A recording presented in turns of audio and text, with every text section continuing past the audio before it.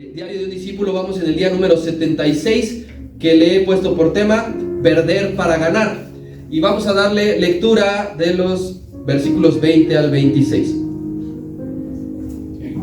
que dice así: había ciertos griegos entre los que habían subido a adorar a la fiesta. Estos pues se acercaron a Felipe, que era de Betsaida de Galilea, y le rogaron diciendo: Señor, por favor, queremos ver a Jesús. Felipe fue y se lo dijo a Andrés. Entonces Andrés y Felipe se lo dijeron a Jesús. Jesús les respondió diciendo: ha llegado la hora para que el Hijo del Hombre sea glorificado. De cierto os digo que si el grano de trigo no cae en la tierra y muere, queda solo, pero si muere, lleva mucho fruto.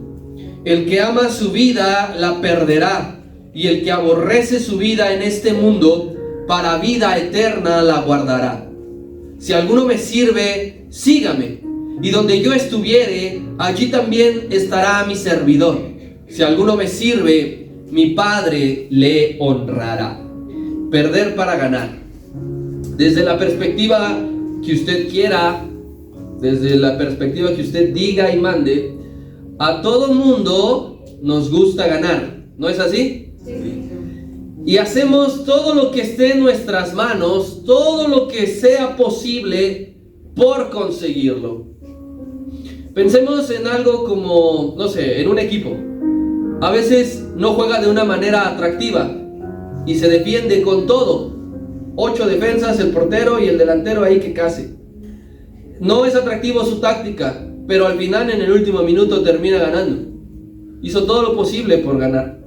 Pensemos en un microempresario que dice: mañana tengo que surtir para poder vender, y de plano se queda sin un peso para poder comprar su mercancía, pero sabe que más adelante la va a recuperar. Muchas veces la forma más efectiva para tener éxito es sacrificando cosas. Para que muchos tengan éxito hay que perder tiempo de dormir, ¿sí o no? Sí. A veces a mí uno empieza a recordar los buenos consejos que a uno le han dado, y a mí recuerdo que me dijeron que si tú quieres llegar lejos en la vida, cada vez tienes que ir durmiendo menos. Y tiene sentido, porque cuando vas en el kinder, pues entras un poco más tarde, te levantas por lo tanto más tarde. Cuando vas a la primaria ya no es tan tarde, ya es una hora más temprano. Cuando vas a la secundaria ya es más temprano. Cuando vas a la preparatoria ya es más temprano. Cuando vas a la universidad ya es más temprano. Y es en realidad, quieres tener éxito, cada vez tienes que ir durmiendo en cierta etapa. ¿Qué otra cosa puedes sacrificar? Actividades recreativas. No puedes ir hoy porque tienes trabajo, porque tienes que hacer una tarea. ¿Qué otra cosa tienes que sacrificar a veces para tener éxito? Tus gustos. Esos gustos culposos, a veces hay que sacrificarlos. Y muchos no te van a entender cuando estés aplicando ese sacrificio. Pero mira nada más qué ojerotas traes. Pero ¿por qué no estás comiendo? Mira esta hamburguesa, y tú ya has decidido comer verduras asadas y agua. Y muchos no te van a entender porque tú necesitas llegar a algo. Va a ser muy difícil en la vida conocer a alguien en pleno uso de sus facultades mentales que le guste perder. Que te diga: me encanta perder. Me encanta perder mi tiempo y me encanta perder mi dinero. Va a ser muy complicado. En el ámbito espiritual, el Señor nos está dando, con estos versículos que vamos a escudriñar, nos está dando la clave de las claves para una vida efectiva. ¿Tú quieres tener una vida espiritual efectiva? Tienes que aplicar Juan capítulo 12, versículos 24 al 26. Porque el Señor está transmitiendo a sus discípulos una nueva visión de vivir. Algo que nunca nadie les había dicho. Alguien que nunca nadie les había enseñado. Porque suena contradictorio. Porque suena ilógico. Estos versos 24 al 26, recuerda que sigue siendo la respuesta a una pregunta que es incógnita. Porque el 23 dice: Jesús les respondió. No sabemos qué estaba respondiéndoles, porque no está la pregunta.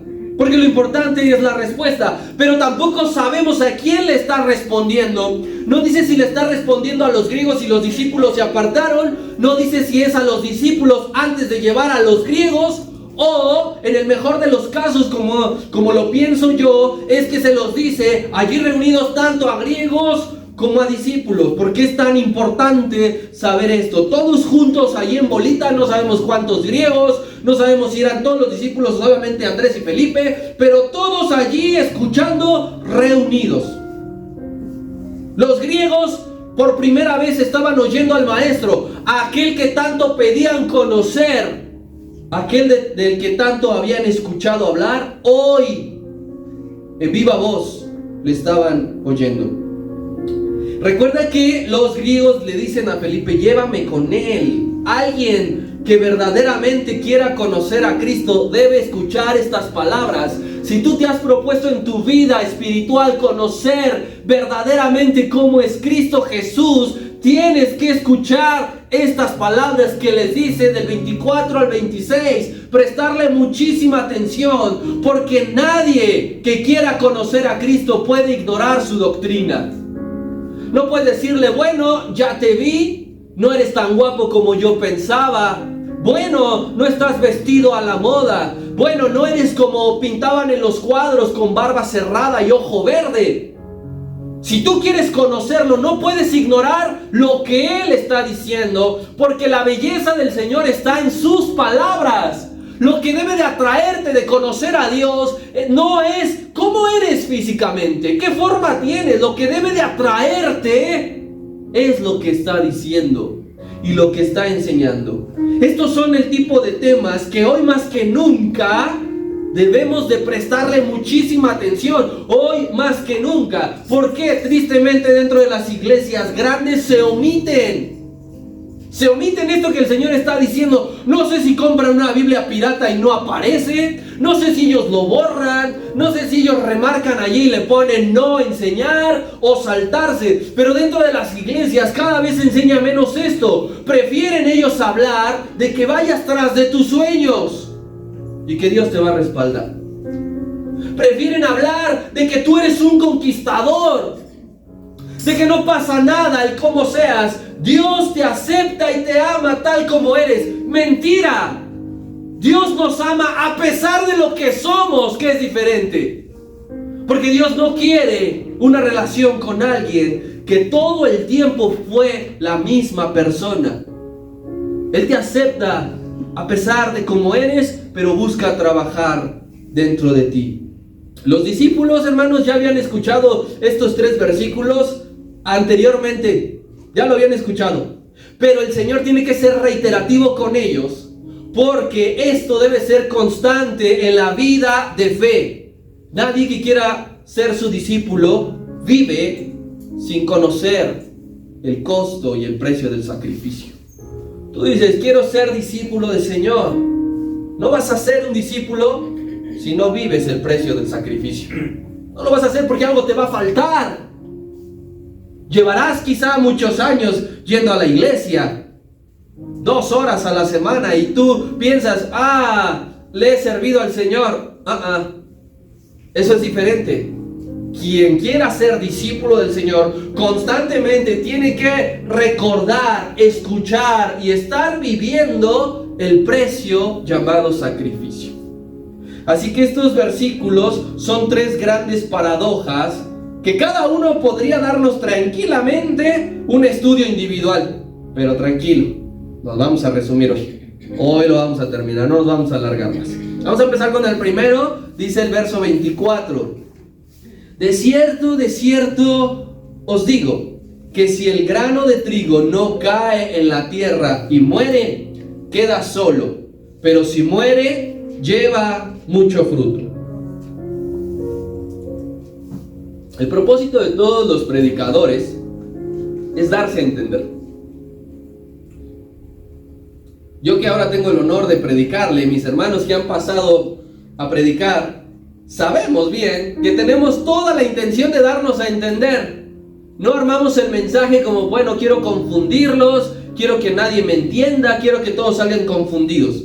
Así que el Señor está predicando con un ejemplo aquí muy claro dentro de una sociedad, de una cultura agrícola. Está ocupando ese ejemplo.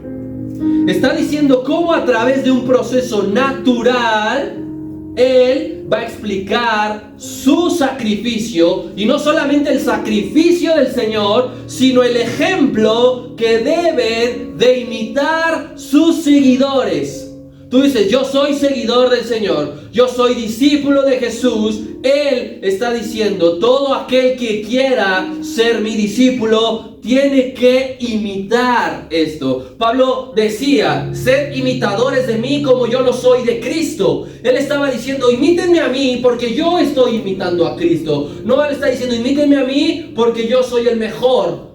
Imítenme a mí porque yo tengo una base. Es lo que está enseñando el apóstol Pablo. Y aquí el Señor Jesucristo dice, ocupa la figura de un grano de trigo. Y el grano de trigo es una de las principales semillas de la alimentación. Se puede hacer muchísimas cosas con el grano de trigo. Si usted lo ha visto, o quizá alguna vez lo ha sentido, o lo ha plantado, lo ha sembrado, es muy bonito en su color. Ese tono como amarillo, como cafecito, como naranja. Pero ¿qué crees? El Señor no está alabando las características físicas del grano de trigo. Porque las personas que salen a sembrar, cuando tienen aquí su morralito, su mochilita, y meten su mano y lo toman, hasta allí, en la bolsa del sembrador, en la mano del sembrador, ese grano es improductivo, no sirve para nada. En la mano del sembrador, en la mochila del sembrador, es improductivo el grano. Estará muy bonito y se sentirá muy suave, pero hasta ese punto es improductivo. Yo te invitaría a que tú tengas una mochila llena de grano de trigo. ¿Qué puedes hacer con él? No puede ser nada. Así que el grano, estando guardado, sano y salvo, anulado, improductivo, ineficiente, ineficaz. Tiene que suceder algo.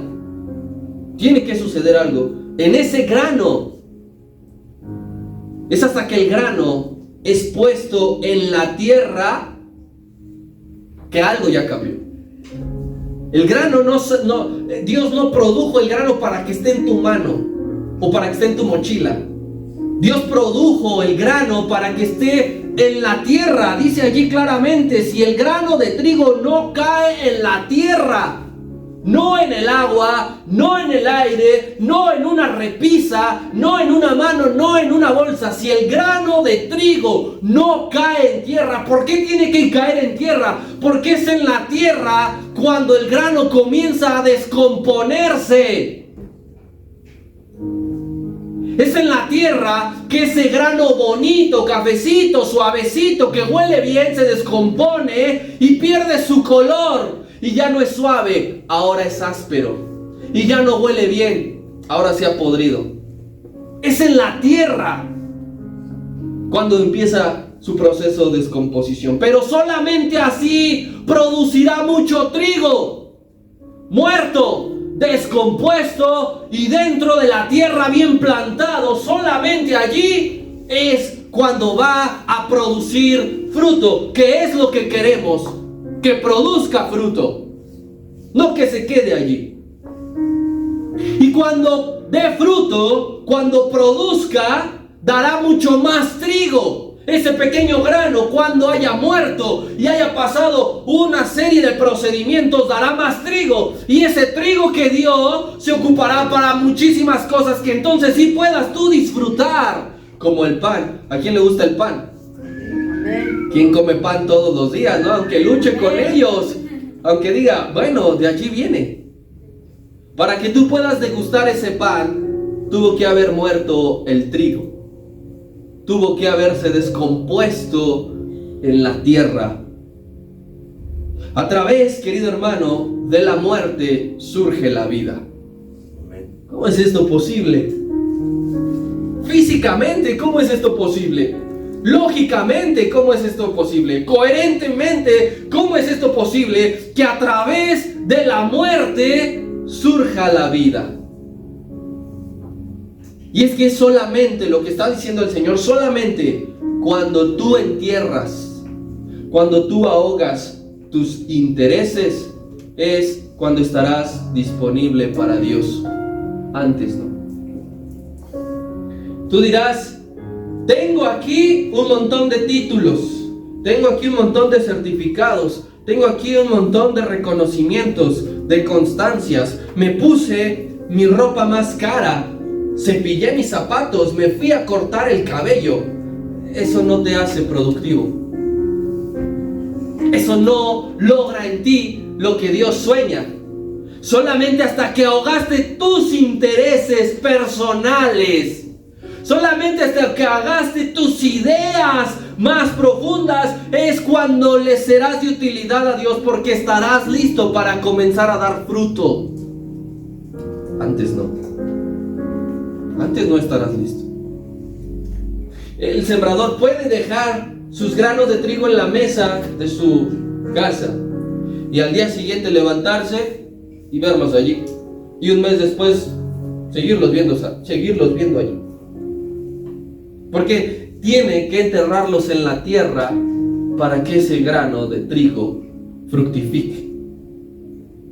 Ahoga tus intereses y tus sueños si quieres servirle a Dios, porque si no los ahogas, no va a poder Dios producir fruto en ti. Y no es incapacidad de Dios, es que no se puede producir fruto en alguien que no ha muerto a sí mismo. Por eso es que muchos todo el tiempo responden negativamente: no puedo, no tengo, hoy no, todavía no estoy listo, más adelante. Y escuchas las respuestas de ese tipo todo el tiempo, y pasa un año, y pasan 3, y la etapa ya cambió, y se requiere en la iglesia, y Dios está llamando, y esa persona sigue diciendo: no puedo, porque no ha muerto a sí mismo, no ha dejado que la tierra ahogue por completo todo lo que Él representa. Y la muerte, querido hermano, de este tipo se produce todos los días. ¿Cada cuándo? Todos los días.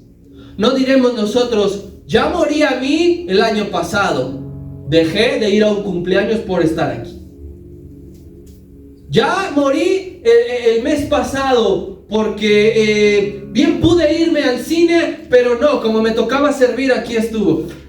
Hay que morir todos los días. Todos los días brota dentro de nosotros intereses personales, ¿sí o no? Sí. Gustos particulares, ¿sí o no? Que a veces chocan con los planes que Dios tiene para tu día. ¿Y qué hay que hacerlos? Matarlos, ahogarlos. Usted sabrá perfectamente quién es Martín Lutero, ¿verdad? Sí. Él tenía una frase que es una de las que retumban de sus 95 tesis que él clavó.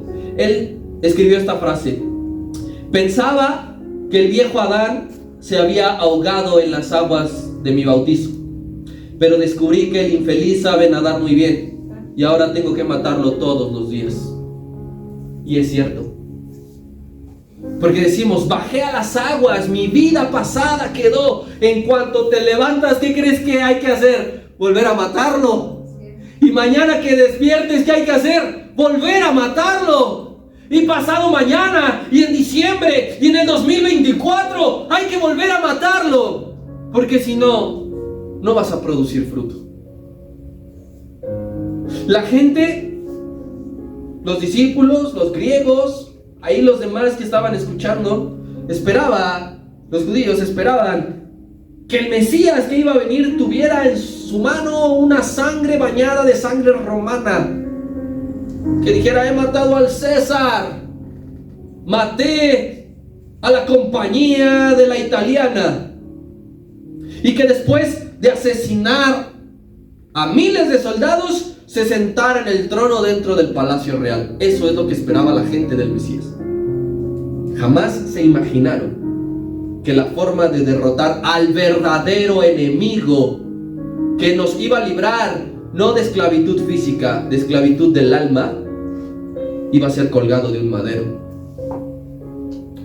Porque a los judíos de esa época y a cualquier otro pueblo que se encuentre sometido bajo el yugo de otra nación, no le va a servir nada ser libre si su alma está atada al pecado. Ellos no lograban entender que el verdadero enemigo iba a ser derrotado en la cruz del Calvario y que Él estaba diciendo lo que dentro de algunos días iba a ocurrir, que en la cruz iba a estar muriendo el grano en la tierra para que el fruto estuviera aquí. Durante muchos miles de años, ese grano iba a producir interminable fruto. Entregar su vida, el Señor, entregar su vida para morir, es la muestra de amor suprema. ¿Y sabes qué? Es insuperable. A lo que tú y yo muramos, a lo que tú y yo ahoguemos, no se comparará ni a los talones de lo que el Señor murió para sembrar su vida. Porque si no lo hacía, solamente te has puesto a pensar alguna vez, ¿qué pasaría si Cristo no hubiese entregado su vida? Así que digan, ¿qué hubiera pasado si no hubiera caminado por esa calle?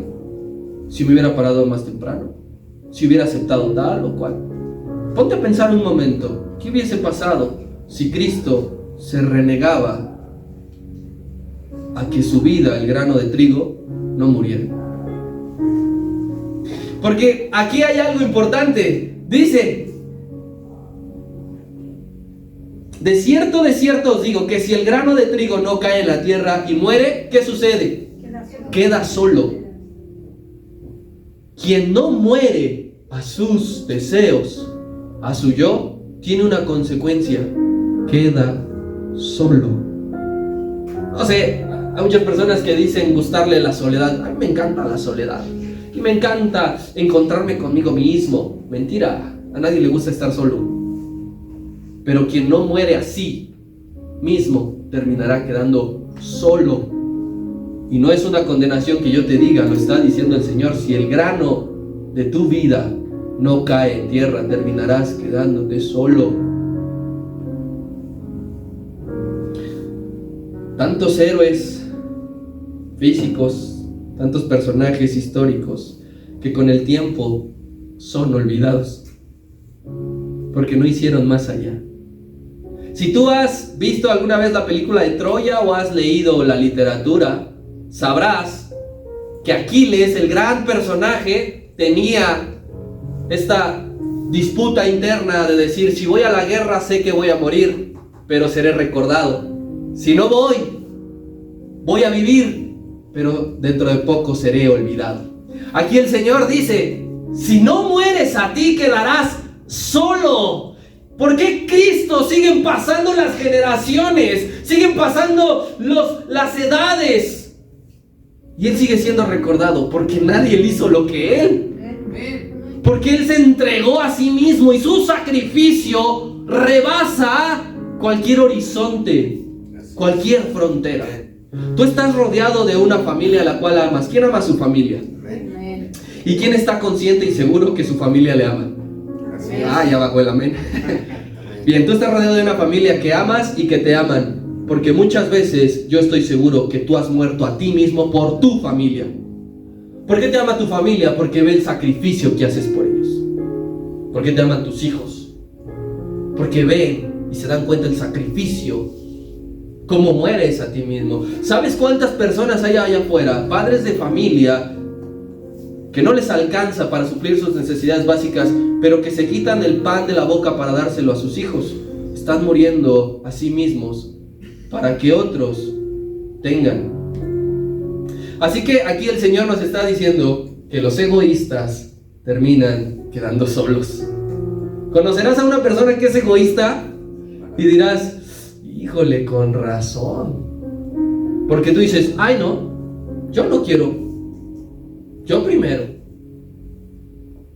y luego lo demás. Esas personas y ese pensamiento tienen un destino: terminarán quedando solos. Y el plan divino que el Señor armó produjo fruto porque Cristo lo dio absolutamente todo. No dijo: nada más péguenme aquí atrás, aquí adelante. Nada más pónganme aquí en la cabeza tantito, pero no más. Él lo entregó todo. Por eso es que el plan produjo fruto. Y aunque es doloroso el proceso, hay un gran gozo al final del día, porque dice, lleva mucho fruto. Si tú dijeras, ¿para eso nada más? No, pues mejor no lo hubiera hecho. No, el Señor ahorita en el cielo está mirando, y todo el tiempo, cuando un pecador se arrepiente, cuando alguien ingresa al reino de los cielos, Él dice, valió la pena. El resultado vale la pena, porque el ver mucho fruto, abundante fruto, produce en ti una gran satisfacción. Produce en ti una gran satisfacción. Yo sé que tú eres una persona exitosa en muchas áreas. Cuando consigues lo que te has propuesto, no me digas que te pones a llorar de tristeza. Lloras de felicidad, porque ves el fruto. Eso sucede, eso sucedió. Pero en el discipulado espiritual es necesario seguir por esa misma línea. Versículo 25, que dice así: el que ama su vida la perderá, y el que aborrece su vida en este mundo para vida eterna la guardará. Este dicho que hemos leído aquí de Juan 12:25 está plasmado en los 4 evangelios. Ningún otro evangelio menciona que los griegos visitan al Señor, pero los 4 mencionan que el que ama su vida la perderá, y el que aborrece su vida en este mundo para vida eterna la guardará. Los 4. ¿Y qué significa? Es vital esto, mis hermanos. Es vital.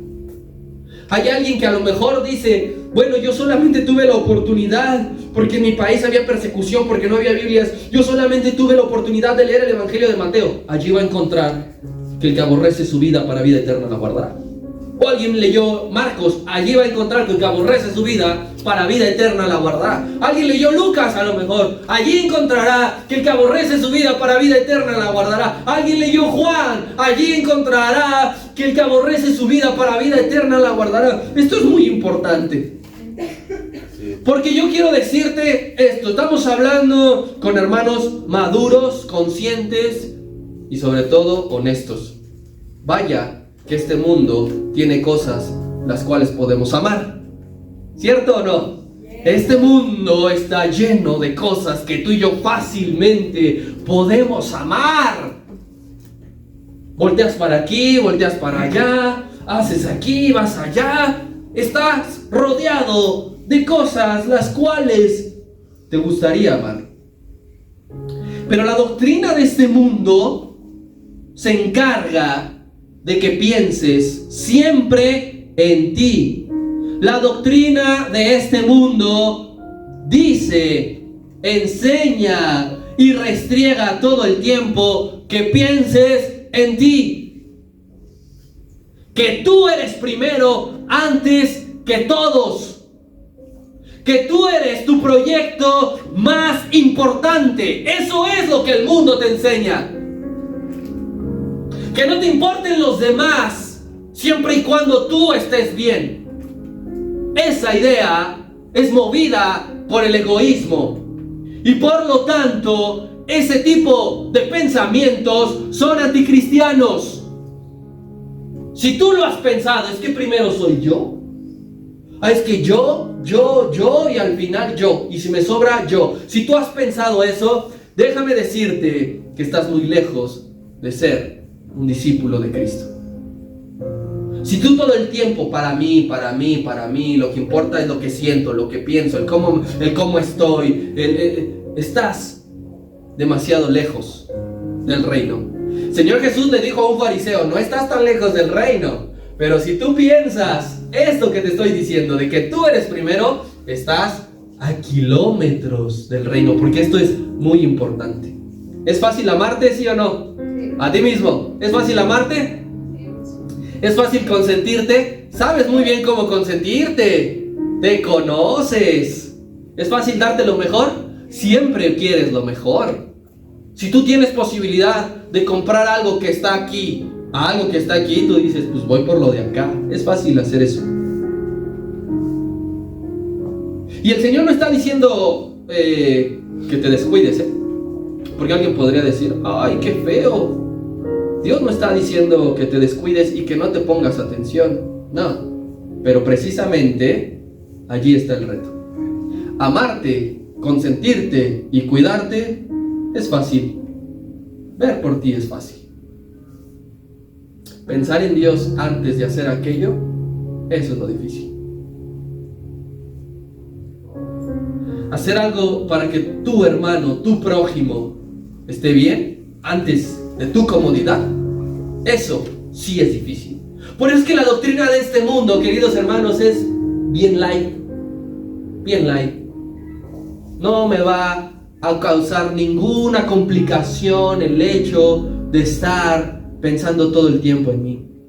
Pero Dios está diciendo, si tú amas tu vida, la perderás. Ponte a pensar en eso. Si tú amas tu vida, la perderás. Si tu enfoque está primordialmente en satisfacer todo cuanto tu ojo ve, vas a perder tu vida. Todo. Miras aquí, miras allá, miras acullá, ya salió aquí, ya esto, ya lo otro. Si tú te enfocas en decir, lo voy a lograr y lo voy a conseguir, y vas a ver cómo no, como que me dejo de llamar tal, por mis calzones que lo voy a lograr. Si tu enfoque primordialmente es satisfacer todo tu ojo, querido hermano, estás corriendo peligro, porque tu vida la perderás. Todo eso por cuanto luchaste, te va a durar un suspiro. Salomón decía, un soplo, que la vida del hombre es como un soplo. ¿Cuánto dura? Nada. Te tardarás más en conseguir lo que tú quieres lograr que lo que lo puedas disfrutar. Este cuerpo, todos, su cuerpo, no durará para siempre. Y todavía algo más pesado que eso, tu cuerpo no lo tendrás en plenitud mucho tiempo. Dirás, mi juventud, ¿cuánto puede durar la juventud? 15 años. No es nada en comparación de la eternidad. Así que, hermanos, jóvenes, es una mala inversión dedicarle toda tu energía a lo que tiene fecha de caducidad. Pésima inversión, pésima. Porque ya veíamos en las parábolas hace tiempo, haré esto, necio, no sabes que hoy vienen a pedirme tu vida y tu alma. Y cuando lo has conseguido, el Señor te dice, es hora de que acabe tu vida. Así que no te vayas por el camino que aparentemente es más fácil. No le inviertas a lo que pronto perecerá. No hay trabajo, no hay actividad, no hay relación, no hay sueldo que se compare a una eternidad con Cristo. Llámese como se llame, sea el sueño que siempre tuviste, nada de eso se comparará con la eternidad. Si tu trabajo, si cierta actividad, si cierta relación, si el querer aspirar a tener te está alejando de Dios, la estás regando. De forma mortal la estás regando. No es que dices, bueno, más adelante hay una bifurcación y me vuelvo a meter al camino. Te perderás para siempre hasta despeñarte. No hay camino de retorno. Quien piensa así. Cristo está diciendo, si quieren tener vida eterna, bien fácil, aborrezcan su propia vida. ¿Quién quiere tener aquí vida eterna? ¿Quién quiere aborrecer su propia vida? Y tú dices, ¡ay! La palabra aborrecer suena bien fuerte. ¿Qué es lo que está diciendo el Señor? Sufran la pérdida de cosas carnales y banales. Sufran la pérdida, que te duela perderlo. No estará diciendo que va a ser bonito. No estará diciendo que va a ser agradable. Lo que Dios está diciendo es Quiero que sufras por perder lo que le da placer a tu carne. Pierde ahora y encuentra después. No me entendiste. Pierde ahora y encuentra después. Eclesiastés dice: echa tu pan sobre las aguas y después de muchos días, ¿qué crees? Lo hallarás, lo encontrarás. Dije, es que adiós se va esto, adiós, ya no lo voy a ver. Después de muchos días lo encontrarás multiplicado en el gozo del Señor. Esto es como una especie de fondo de retiro, que para los que somos del 2000 para acá ya no tenemos idea, nunca sabremos lo que es el fondo de retiro y la pensión y esas cosas. Pero el fondo de retiro decía a la gente: voy a trabajar, me faltan tantos años aquí, ¿para qué? ¿Para qué quieres eso? Para que después reciba lo que ya sin trabajar. Cuando tú mueres a ti, es un fondo de retiro celestial. Te abstienes de dar rienda suelta a los deseos para poder gozar de lo eterno. No podrás gozar de lo eterno si no niegas el deleite. La Biblia dice una frase, el Señor Jesús dice una frase que nosotros no sabemos y dice: haced tesoros en el cielo. Haz tesoros en el cielo. ¿Y cómo se puede eso? Tú dices: tengo que poner una escalera, subir y entonces guardar mi quincena allí. De eso se trata. Cada vez que tú aborreces tu vida aquí abajo, allá arriba estás atesorando. Todo el tiempo que tú dices: no, me gusta, pero no le agrada a Dios, estás atesorando en el cielo. Cada que tú dices: uy, se ve bien padre, suena bien hermoso, pero reconozco que Dios se va a entristecer, estás haciendo tesoro en el cielo, allá arriba, donde claramente la Biblia dice que no hay corrupción, que no se echa a perder. Cuando tú llegues al cielo y dirás: ay, cómo me dolió dejar esto, qué pesado fue, y de repente que entres a tu morada, verás un montón de recompensas y dirás: ¿y esto qué fue? Eso fue todo lo que sembraste en el reino de Dios. No lo vemos aquí, pero lo verás allá arriba. Yo no sé decirte, nadie puede decirte cómo se verá reproducido, no lo sé, pero de que estará. Lo que sembraste aquí lo verás allá arriba. Y aquí el verbo aborrecer no quiere decir que debas odiarte inmediatamente. ¡Ay, aborrezco a mi jefe, no me paga! Aborrezco a mi vecina, siempre me echa su basura.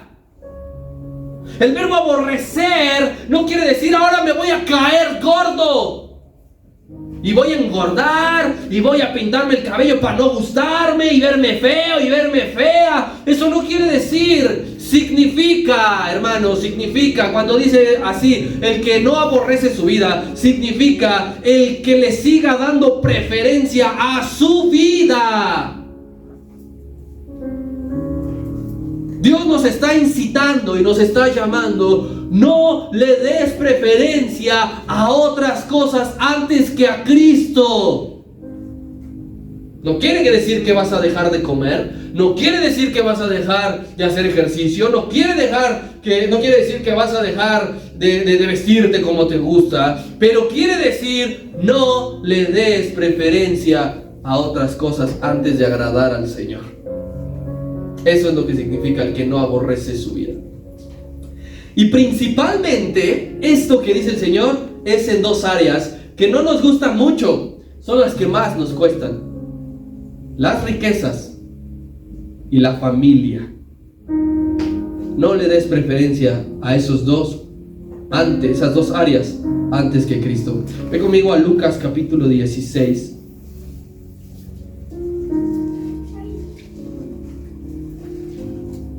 Versículo 13.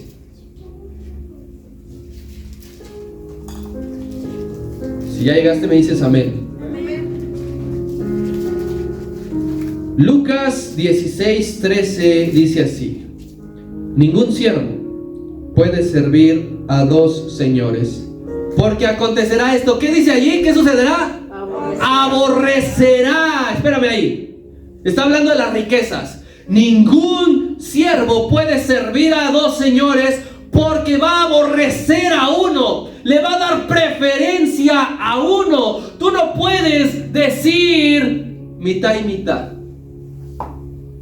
La mitad de mi tiempo es para Dios y la mitad de mi tiempo, la mitad de mi otro tiempo es para dedicarme a hacer riquezas. No se puede. Ningún siervo, si el Señor dice ninguno, es porque de plano no hay absolutamente ninguna posibilidad. No te quieras ver avanzado, no te quieras ver inteligente. Si el Señor dice nadie puede servir a dos señores, porque va a terminar aborreciendo a uno. Y aquí lo que nosotros buscamos es aborrecer las riquezas. Y yo sé que esto no agrada,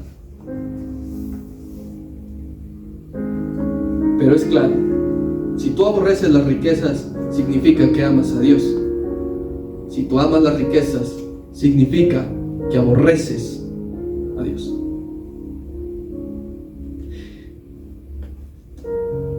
Porque aborrecerá al uno y al otro lo amará, o estimará al uno y menospreciará al otro. Claramente dice, no podéis servir a Dios y a las riquezas. Claramente no se puede. Pero a veces nosotros tenemos que entender esto, que hay que morir a esto. Hay que dejar de amar este tipo de cosas. Tienen que dejar de ser objetivo principal en tu vida. Tiene que dejar de ser algo prioritario y primordial, porque si no, no estás amando a Dios. Eso se lo dijo a los discípulos. Y la otra área, tu vida familiar. Allí mismo en Lucas, pero ahora ve al 14. Verso 26. Lucas 14, 26.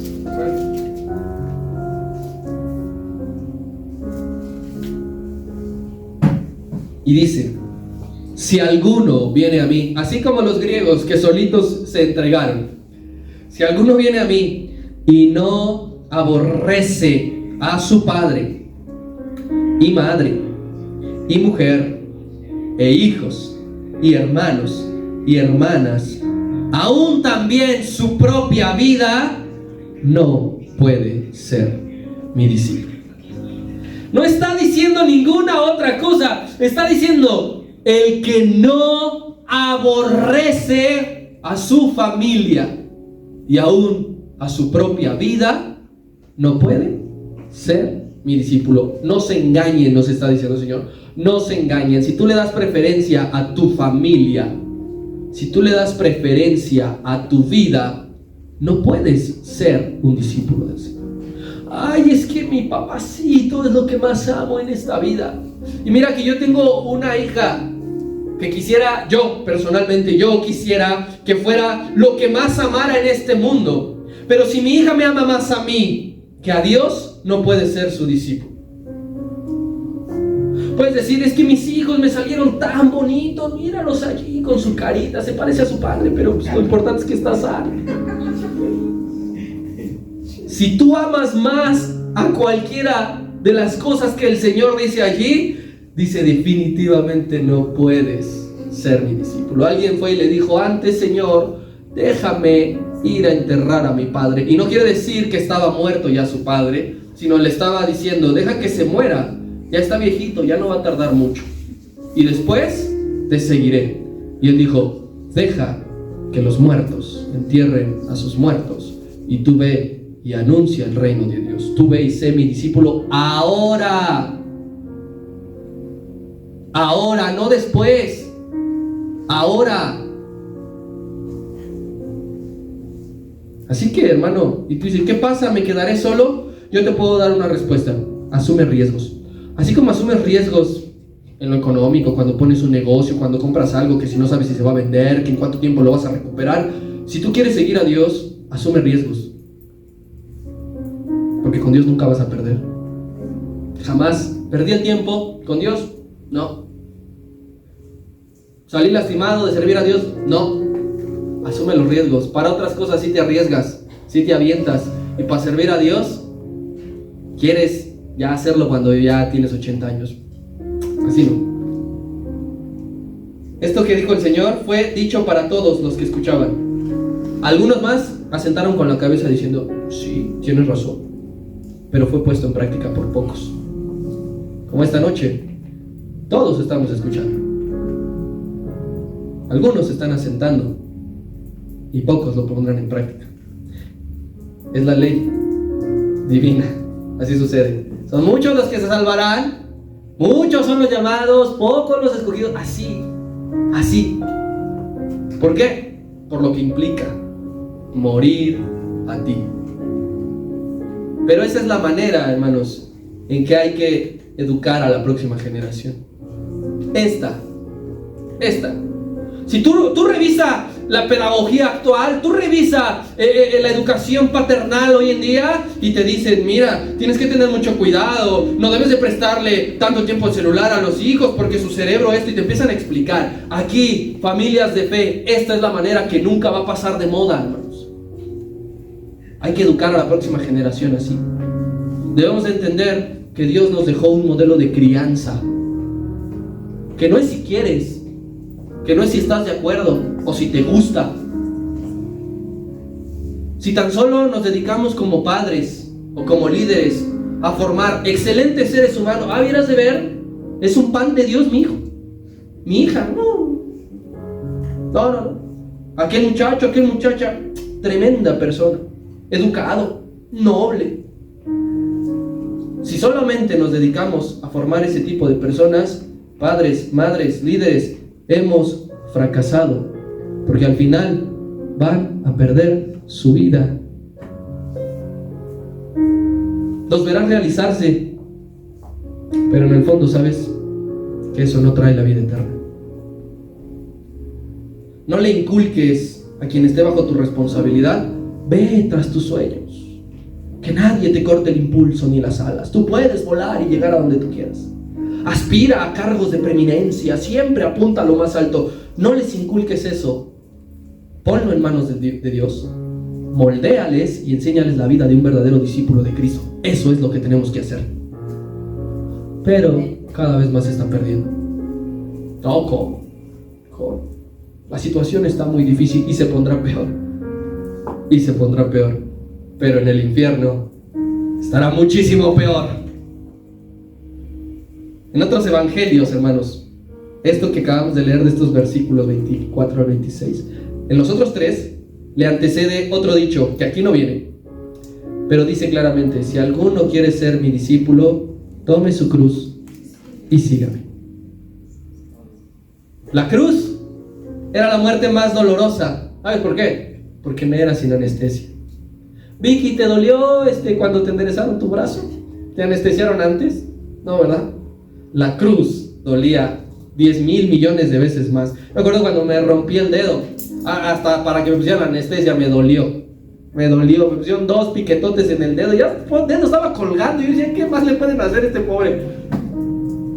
La cruz era sin anestesia, era la muerte más dolorosa. De la misma manera tienes que morir a ti. ¿Cómo tiene que ser? Doloroso. Si has dejado algo y no te duele, de nada sirvió. Si has dejado algo y te está doliendo hasta las lágrimas, felicidades, vas camino a ser un seguidor de Cristo. No tengas compasión de ti, hermano. De ti no tengas compasión. Vete como tu peor enemigo. No tengas compasión de ti, porque no podrás morir a ti si te apiadas de ti mismo. No podrás morir. Ay, no, pobrecito de mí, yo que soy. Ay, no, ¿cómo me voy a hacer eso? ¿Quieres morir a ti? No tengas compasión de ti. Sé doloroso. Y esto es algo que debe de reflexionar en nosotros.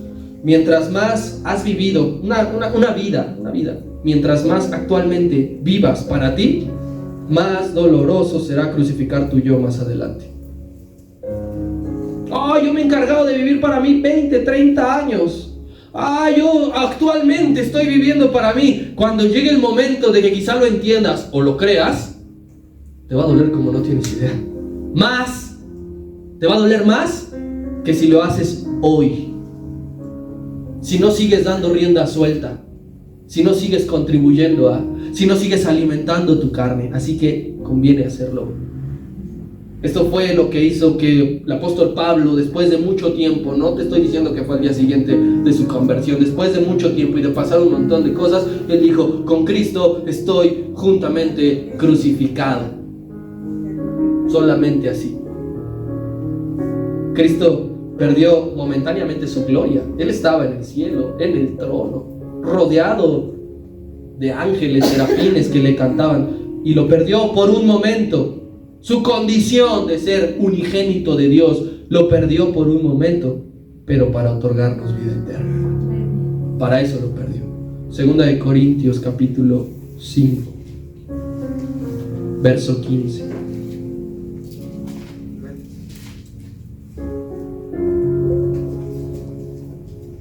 Y dice así: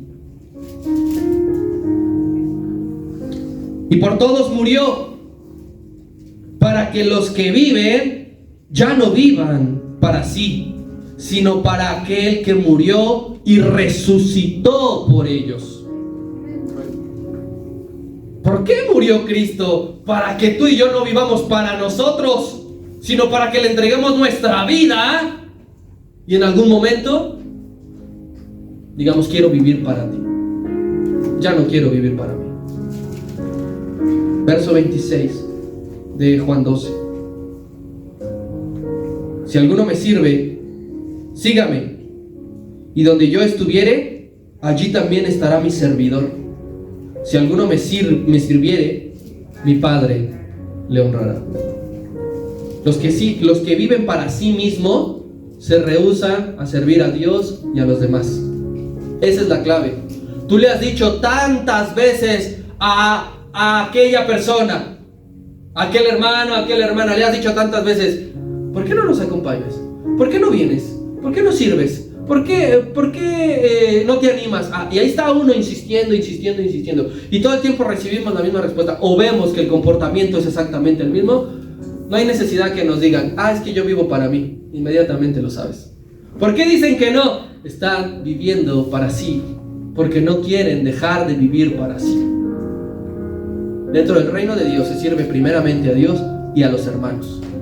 Y quien no quiere es porque dice: por ahora estoy sirviéndome a mí. Es el mundo el que te hace que no sirvas a Dios. ¿Sabes por qué? Porque menosprecia el acto de servir a Dios. ¿Cómo vas a servir a Dios si estás en tu plena juventud? ¿Cómo vas a servir a Dios ahora que por fin tienes lo que antes soñabas y pedías? ¿Cómo vas a servir ahora a Dios? No, para eso después. El mundo menosprecia el acto del servicio.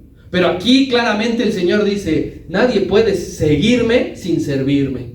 Nadie. Voy a seguir al Señor para ver qué es lo que tanto hacen. No puedes seguirle si tu idea no es servirle. Así que si durante mucho tiempo has dicho: no, pues yo voy a la iglesia nomás porque pues no tengo otra cosa que hacer, porque me exigen mis padres, porque necesito ver a tal. Si nada más vienes a eso, déjame decirte que no estás sirviendo a Dios. El llamado de Dios es para servir. Eso es. No para que la pases chévere, no para que conozcas al amor de tu vida, no para que hagas un montón de amigos, no para que conozcas un montón de lugares. El llamado de Dios es para que sirvas. Y aquí algo que tú y yo tenemos que entender: mi salvación, porque ¿cuántos de aquí somos salvos? Mi salvación fue gratuita, fue por gracia, no me costó nada, pero seguir al Señor me costará todo. Todo. Entonces ya soy salvo, amén, gloria a Dios, gracias Jesús por morir en la cruz del Calvario. Si tú quieres seguirle, te va a costar absolutamente todo. Nada de que puedo guardar. ¿Qué era lo que sucedía cuando llovía maná del cielo y que el Señor decía: cuando sea día de reposo, guarden para 2 días? ¿Y qué hicieron un montón de mañosos? Salieron al día siguiente, ¿no? A ver si caía. Y otros habían guardado un día antes, porque no será que el Señor se vaya a retractar y aquí mejor almacenamos comida. No, querido hermano, tú no puedes decirle: debajo de la alfombra voy a guardar este gustito. en el ropero voy a almacenar esto por si no funciona servirle a Dios. No, servir a Dios te costará absolutamente todo lo que tienes. Vayan pasando, mis hermanos. Las personas que más se les recuerda en esta vida son a las personas serviciales. Yo estoy seguro que las personas serviciales caen tan bien. Las madres dirán, ay, uno así para mi hija. ¿No? A las personas que más se recordarán es aquellos que hicieron algo por los demás, que dejaron su propia comodidad para que alguien estuviera sirviendo. Y tristemente la acción de servir no nada más está desapareciendo del mundo, porque en el mundo tú dices, ya nadie sirve a su prójimo. Aquí verdaderamente es la ley de la selva, el de la ley del más fuerte, el de la ley de la supervivencia y de la cadena alimenticia. Incluso en la iglesia, dentro de la iglesia está corriendo el riesgo del servicio. Muchos se están formando con la idea de que yo llego, me siento, que me sirvan, que me digan, que me den y después me doy la media vuelta y me voy. Está corriendo el riesgo, y que no seamos nosotros parte de ese riesgo. En esta iglesia, embajadores de Cristo a las naciones, hemos entendido y hemos aceptado que el llamado de Dios es radical. No hay puntos medios, no hay negociación, no la hay. Señor, ándale, dame chance, no seas mala onda, mira, yo soy tu consentido. Aquí podemos llegar a algo. El llamado de Dios es radical, es o como Dios dice, o nada, o nada. Porque el mejor título que tú vas a poder recibir en tu vida, a lo largo de toda tu vida, no es el licenciado, el arquitecto, el doctor, el ministro. Ese no es el mejor título que vas a recibir. El mejor título que vas a recibir, dice el Señor, y será llamado mi servidor. Ese es el mejor. Imagínate que llegues y que tengamos el privilegio que el Señor Jesucristo te diga, pásale, mi servidor, bienvenido, muchas gracias por entregar tu vida. Y eso lo recibiremos no de mí, no del pastor, lo recibiremos de parte de Cristo. No sé si eso te motiva para seguirlo. No sé si eso te impulsa para decir, Señor, cuenta conmigo de aquí hasta que me llames a la vida eterna. Vamos a darle un aplauso a nuestro Dios. Vamos a poner